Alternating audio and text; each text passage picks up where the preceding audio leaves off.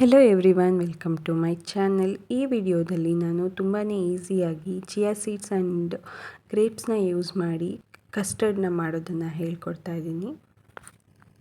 First ಒಂದು ಬೌಲ್ನ ತಗೊಳ್ತಾ ಇದ್ದೀನಿ. ಒಂದು ಕಪ್ ಆಗೋಷ್ಟು ಮಿಲ್ಕ್ನ ಬೌಲಿಗೆ ಆ್ಯಡ್ ಮಾಡ್ಕೊಳ್ತಾ ಇದ್ದೀನಿ.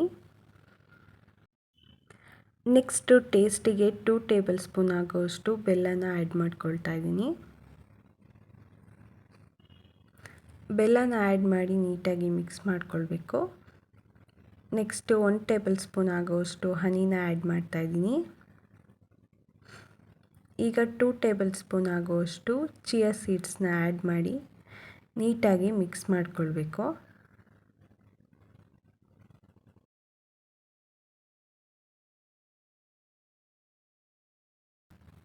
ನೀಟಾಗಿ ಮಿಕ್ಸ್ ಮಾಡಿ ಆದಮೇಲೆ ಇಡೀ ರಾತ್ರಿ ನೆನೆಯೋದಕ್ಕೆ ಬಿಡಬೇಕು.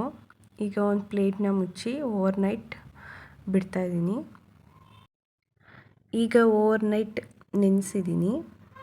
ನೆಕ್ಸ್ಟು ಅದನ್ನು ಒಂದು ಬೌಲಿಗೆ ಆ್ಯಡ್ ಮಾಡ್ಕೊಳ್ತಾ ಇದ್ದೀನಿ.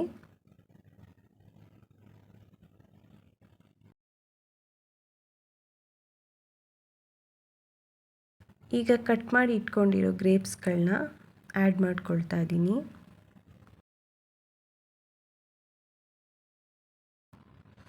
ನೀವು ಬೇಕು ಅಂದರೆ ಬೇರೆ ರೀತಿ ಫ್ರೂಟ್ಸ್ಗಳನ್ನೂ ಆ್ಯಡ್ ಮಾಡ್ಕೊಳ್ಬೋದು. ನೋಡಿದ್ರಲ್ವಾ, ಬರೀ ಗ್ರೇಪ್ಸ್ ಆ್ಯಂಡ್ ಚಿಯಾ ಸೀಡ್ಸ್ನ ಯೂಸ್ ಮಾಡಿ ಎಷ್ಟು ಈಸಿಯಾಗಿ ಕಸ್ಟರ್ಡ್ನ ಮಾಡ್ಬೋದು ಅಂತ. ತುಂಬ ಟೇಸ್ಟಿಯಾಗಿ ಆ್ಯಂಡ್ ಹೆಲ್ತಿಯಾಗೂ ಇರುತ್ತೆ. ನೀವು ಕೂಡ ಒಂದು ಸಲ ಇದೇ ರೀತಿ ಟ್ರೈ ಮಾಡಿ ಹೇಗಿದೆ ಅಂತ ಕಮೆಂಟ್ ಮೂಲಕ ತಿಳಿಸಿ.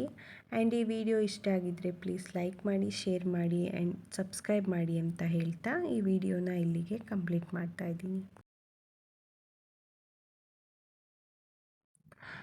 Thank you for watching.